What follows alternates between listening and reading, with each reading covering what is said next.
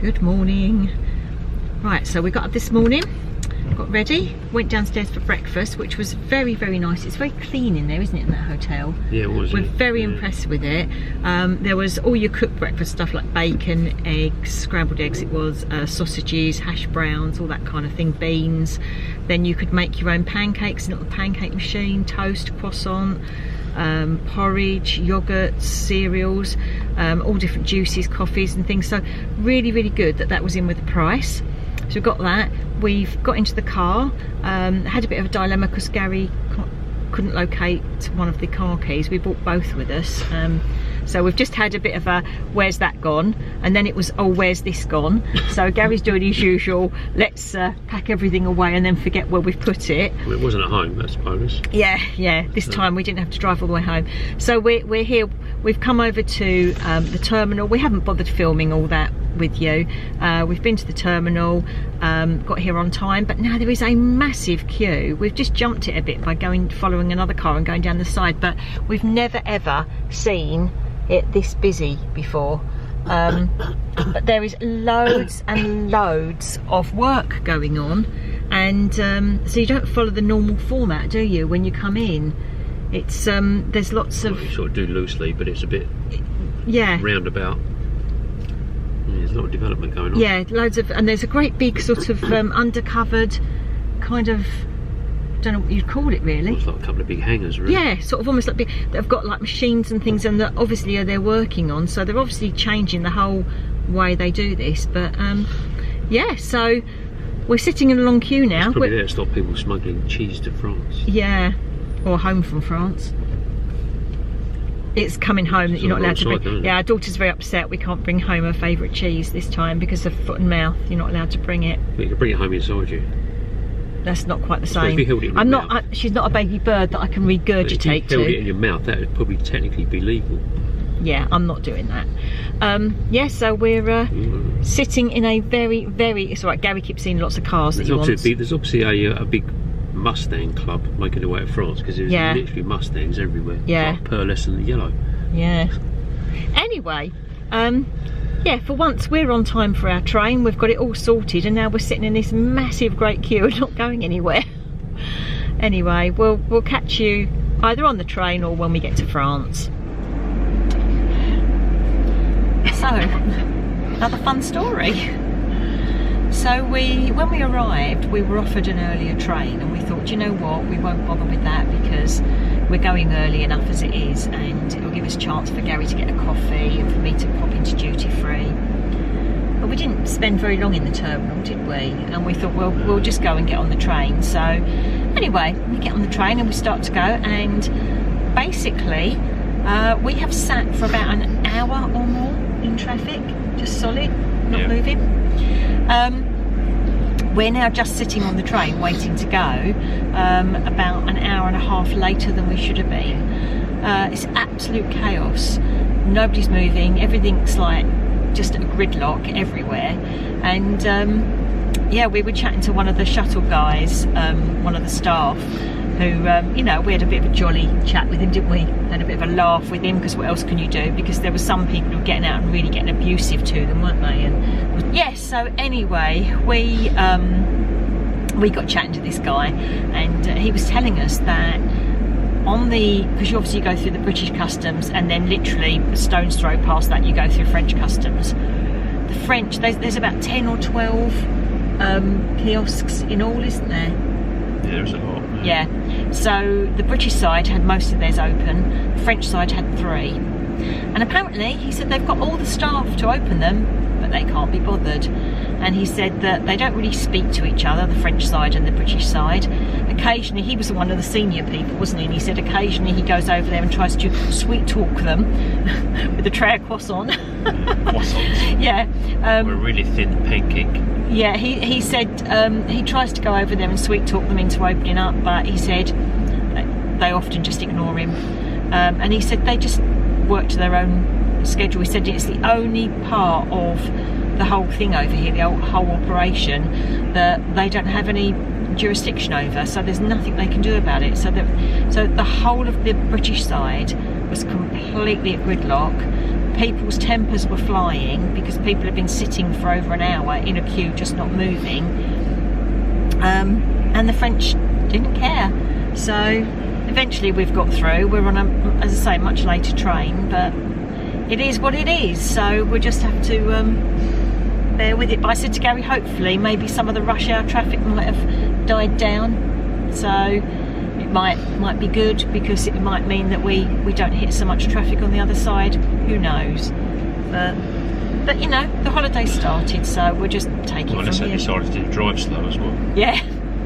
But yeah, apparently if the French are a law unto themselves, and when they just decide they're not going to do something, then they don't do it. So anyway, but we're here, we're on the train, so it's a start, isn't it? We'll catch you a bit later on.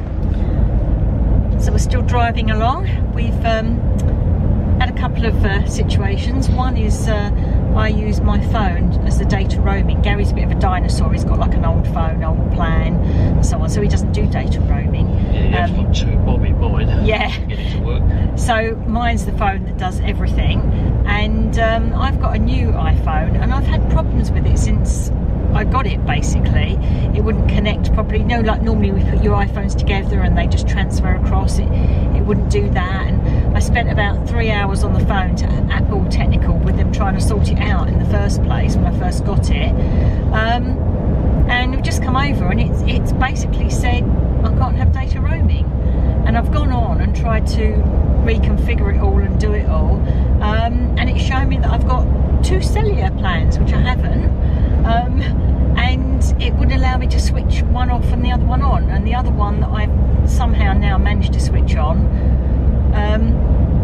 has let me have the roaming, but then that's not showing up on my EE app, so I'm really confused. So I think once we get to our destination, I think I'm going to have to give a quick call to EE and try and work out what's going on.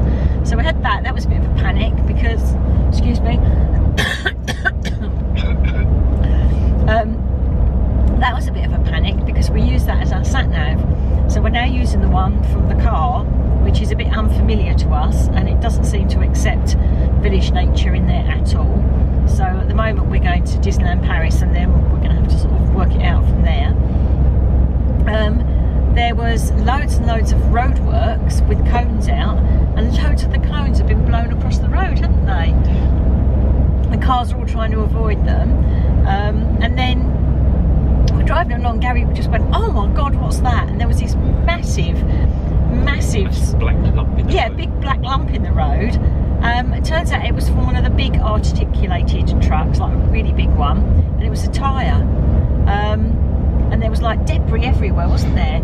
We only just avoided it, and like Gary said, did the bloke behind us a favour because he also only just avoided it. Yeah, so it's been an adventure so far, but we've just stopped at our very favourite services called the Coeur de Horts. Absolutely packed there today, wasn't it? Yeah, it was busy. So we've just been to Paul, the boulangerie, and had a tuna baguette and a nice little apple tart. Lots of doggies there, which was nice. And so now we're just back on the road again. Got about, let me look, we've got about an hour and a half to go now. So, but yeah, that's where we're at so far. Just stopped at the tolls, and it was €25.10. It's always different coming back, but that's how much it is as of today going this way. Right, so we've arrived at Village Nature. We're half an hour early for our room because you can't get in till 4 o'clock. So we've just parked up, and we're just going to go and perhaps have a cup of coffee while we wait, and then we'll show you when we get to our room. Yeah. Man of many words. It's dry and exhausted. Yeah, I know, it's been a long journey this time. So yeah, we'll catch you soon. So we're here, we're a bit exhausted, it's so hot. We parked up the car, went to the supermarket, picked up a couple of supplies, and then made our way over here because by then it was time for us to get in. Gary drove the car up, and we sort of unloaded in rotors, putting it in the lift and getting it out the lift and all that sort of thing. Kind of doing a rally where we're sort of sending the lift back down for the next thing to come up. and I've unpacked while he went and like put the car back. And then Gary's been a good boy and he's cleaned all the patio down, got rid of all the bird poo. Yeah, there was a bit of, there was some actually. Yeah. Quite a few birds around here. Yeah, we're just sitting here absolutely exhausted now. It's 25 past 6, so 25 past 5 by our body clocks at the moment. So we were trying to decide whether we should go and have something to eat because we were hungry, but we've just had a coffee and a little nibbly cake thing that I brought with us, little cake bar. And I said to Gary, what I'd really like to do is perhaps go and have a swim. So I think what we're going to do is pop down, have a quick swim, come back, get changed, and then go and have something to eat, get something to eat here, either go to Vapiano's or get something from the supermarket to have up here. I'm not sure yet. We were going to go to the village tonight and have a look round, but to be honest, it's been such a long and arduous journey, hasn't it? Started off okay. Yeah. Yeah, I think the extra couple of hours trying to get through French customs didn't help, did it really? No, that as well, yeah. Yeah. That bit wasn't good. The journey after that was pretty much okay. Most of yeah, it, other than all the things we had to avoid. And then at the very end, there was it came up on the dot matrix that there was an accident, but the whole road came to a standstill, didn't it, for quite a while? So, but we couldn't see any accident when we finally got going, but yeah, so I still haven't sorted out my phone situation. I've managed to get data now, but it's a bit weird, so I might have to try and contact EE at some point. But I think now we just want to chill out for a bit, so I think a nice splash in the pool for an hour would be good, and then go and get something to eat, and then tomorrow we'll start bright and fresh. But yeah, we've unpacked everything, put everything around. First thing I usually do whenever I get somewhere like this, while Gary was sort of loading up the last few bits from the car and then taking the car back to the car park, first thing I do as soon as I walk in is I stick everything in the dishwasher and put that on, because I think even though sometimes it looks clean, I think people rush, because you're supposed to leave everything here clean and strip the beds and everything, but I think people rush at the end, and obviously they just like throw it in the cupboards, and sometimes it's a bit, got a few bits on it. Yeah. So quick rinse out. Yeah, so I always put everything in the dishwasher as soon as I walk in, before I unpack or anything, so that can be doing whilst we're unpacking. So we'll see you later. I won't take the camera to the pool. We're just going to go and chill. So we'll catch you later. We both look exhausted, don't we? We're a bit vacant at the moment. A bit numb from a long hot day. Yeah, we'll see you later. Oh, actually, I meant to say, I'll give you a room tour, although we've been here before and it's very similar, but where we're located is really nice actually, because out the front we are literally a stone's throw from the supermarket and everything, and we can sort of see across from there, and if we look out to the left we've got all the horses, haven't we? And out the back we've got obviously all the greenery. To one side, to the right, is a lake, and to the left you can see the aqua pool, the Aquamundo. So it's a really good location.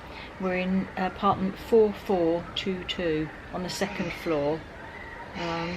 Yeah, very pleased with the apartment. I'll show you around in a minute before we go for a swim. So this is the view from our balcony. So over here is the aqua pool. Over there we've got the lake. It's just a really lovely, and the little volleyball court. I think when we've stayed before we've been right over there overlooking the volleyball court. But yeah, it's a very nice location. Oop, Gary's picking up rubbish. Blown away. So this is the balcony area. We've got lounges, little tables.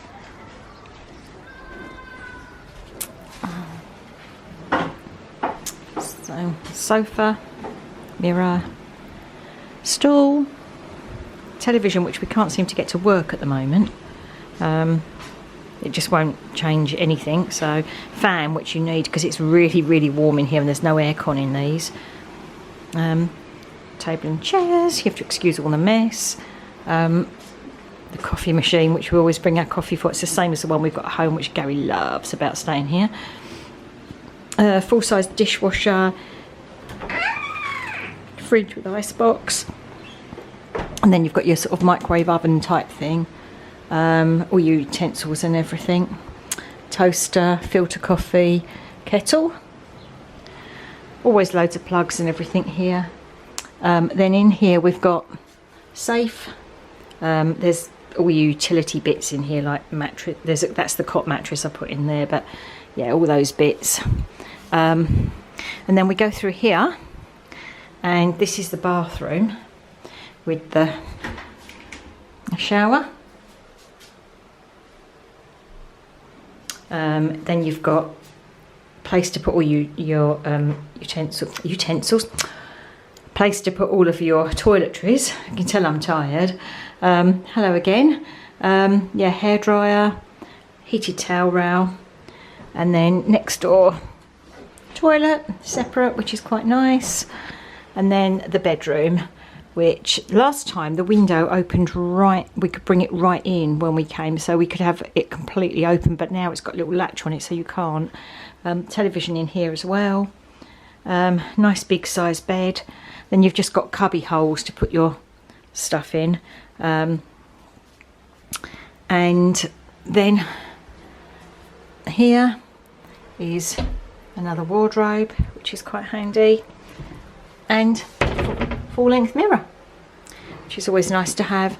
So yeah, it's very compact, but it's very nice, and it's got everything we want. Oh, I'll show you the view out the front. Forgot to do that, so let me just show you that.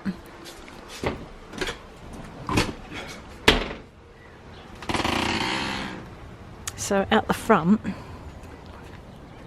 in that field there, I'll go down to here and show you. They've gone in now, I think, but down here is all the horses where they were earlier, but they've all gone in now. But there was all horses there. I think they've put them in the stables, but and then obviously this is sort of our car park is just here, so that's handy. And literally there is the supermarket. So we're nice and central to everything here, which is really lovely. And it's very peaceful, which is nice as well.